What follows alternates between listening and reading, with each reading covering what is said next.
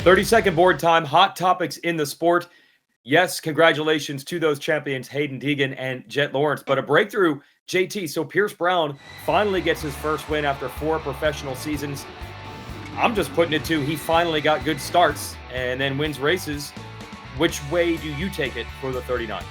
Well, we've seen him race for a long time, and this is kind of the breakout ride. We've seen him around the podium, but not this level of performance where you could make an argument he was the best rider on the night, even with the win, right? He really kept Haiden Deegan honest in Moto 1, and then he was the man in Moto 2. Even Haiden Deegan said he had to back it down a little bit. So I'm not ready to say he's going to be a championship contender in 2025 or be able to replicate this type of success simply because we have too much data to the contrary to make that kind of claim just yet. We could show you the 250 SMX points. So Brown came into the final round with triple points on the line, ranked 7th, which is about where you'd expect him to be. He ends up 3rd and not that far off, actually. He could have got 2nd if it had worked out in a certain way. Going from 7th to 3rd, JT, is $132,000 more. But that's triple points racing. We've already come to get used to this when you look at these final results. Round 3 is what matters. Yeah, not a bad weekend for Pierce Brown.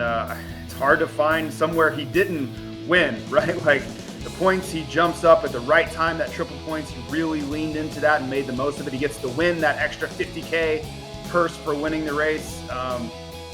You think about the way they ended that team, like that TLD Gas team, going out with the win in that way. They're promoting that Venom movie. Like everywhere you look, it was success for them. And yeah, for him, I think it had to feel good. It's also a thank you for that team who has really stuck by his side through a lot.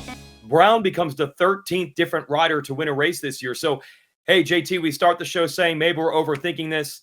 It's all about Jett Lawrence. It's all about Haiden Deegan. But in between all that, we did have quite a bit of parity this season. We did, and it really bodes well for the future. When you have that many riders that can win at this level, something's going right? Like the talent is being developed. And yes, we have our superstars. We have the protagonists. The fact that these other guys can show up and win, I think it just sets up so nicely. And we have a chance to have, you go back, let's think about the early 90s when it was every weekend. You had no idea who was going to win a race. It would be amazing if we could get back to that point. I love when the gate drops, not knowing who's going to win the race. I think that in the end is the best entertainment. Well, not all the news is good, though.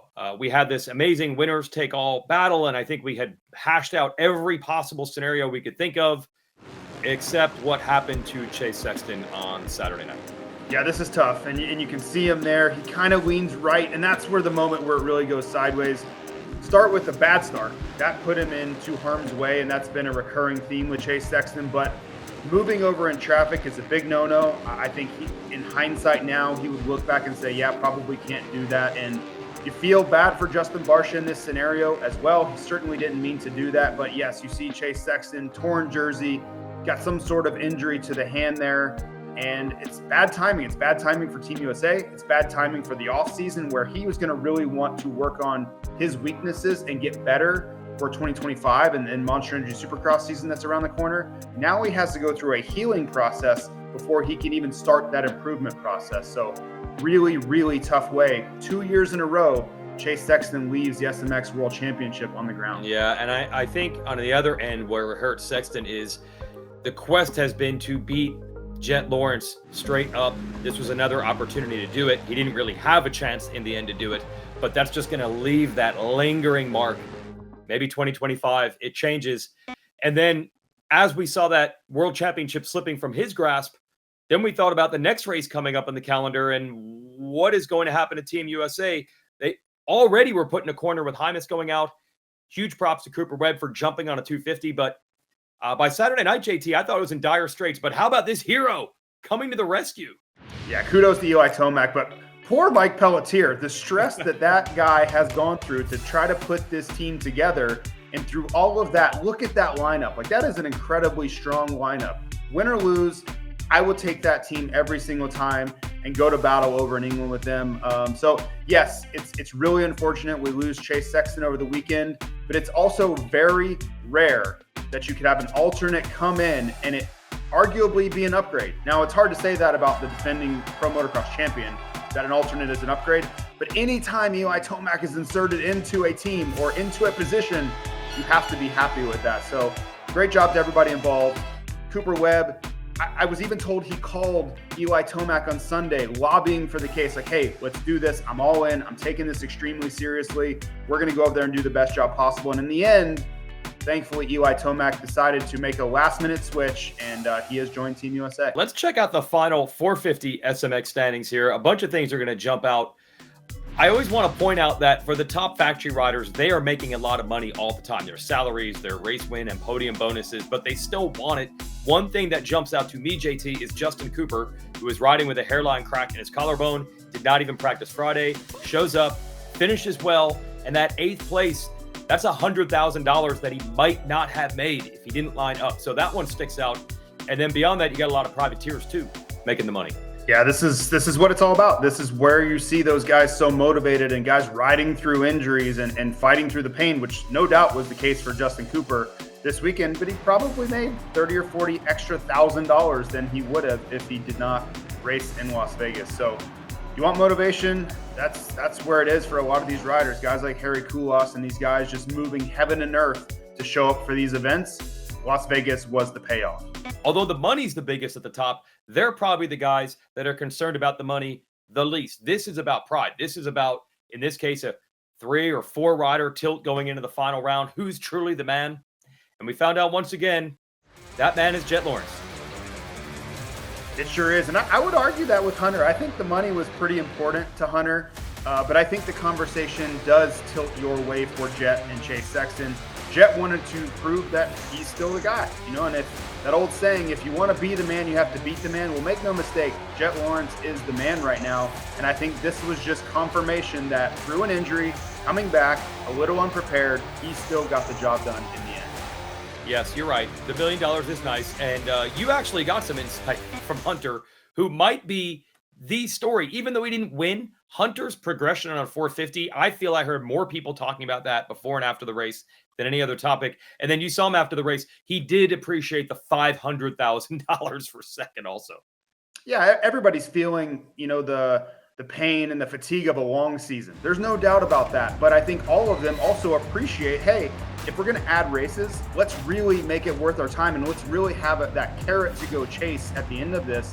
And for Hunter, I think he was balancing the just disappointment that he wasn't able to beat his brother and win that SMX World Championship, but also he was so happy about the money he made. He probably made $600,000 or $700,000 in the course of 3 weeks. And you look at the course of his career, the trials, tribulations, the hard times.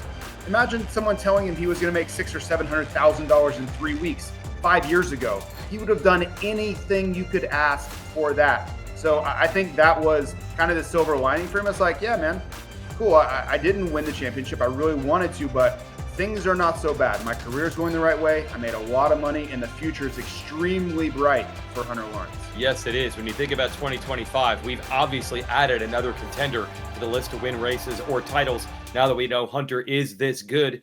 And we also know that Eli Tomac is not only going to be back, they announced a new contract for 2025, but he's going to be back and good. Multiple injuries the last 2 years, but that was darn close to vintage Eli Tomac. Not just Vegas, JT, all 3 of these races. Yeah, the headline says that Eli Tomac is back for 2025, but I think the real story is that he is back for 2025. He showed us that he still has that in him. He can be a race-winning contender.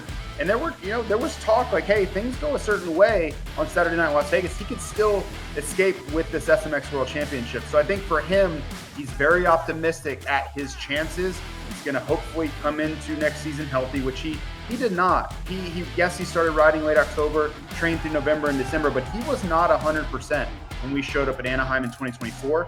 I think that 2025 is his chance to really go out a champion. I think he's excited for that. Well, on the heels of such an exciting 2024 season, we can now reveal the regular season race schedule for 2025 for Monster Energy Supercross and the Pro Motocross Championship. Let's get to it.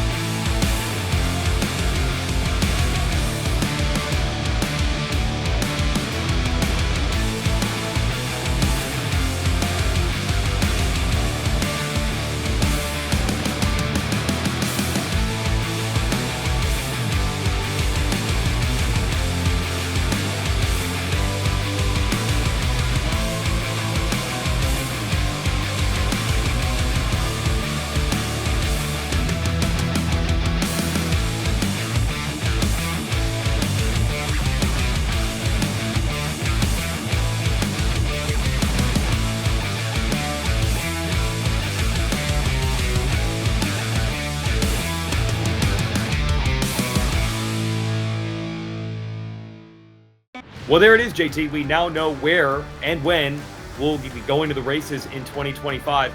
I would think for most people, what sticks out is that mid-season three-quarter mark. Fans of the Northeast, this is what you've been dreaming of. If I was a kid still living in New Jersey, where I'm from, I mean, this is like Christmas come April. Yeah, we've never seen anything like this, and it's going to be fantastic. The only thing I'll be watching for is I'll be looking at the skies, because there's a lot of outdoor venues, some in the Northeast, to wrap this series up. So get some wet weather, we get those spring showers, but otherwise we get to return to Tampa, some of the highlights in there, a lot of usual venues that are all home runs. But man, the Pittsburgh fans, some of those people have to be so excited, because again, we haven't been to Pittsburgh in 40 years.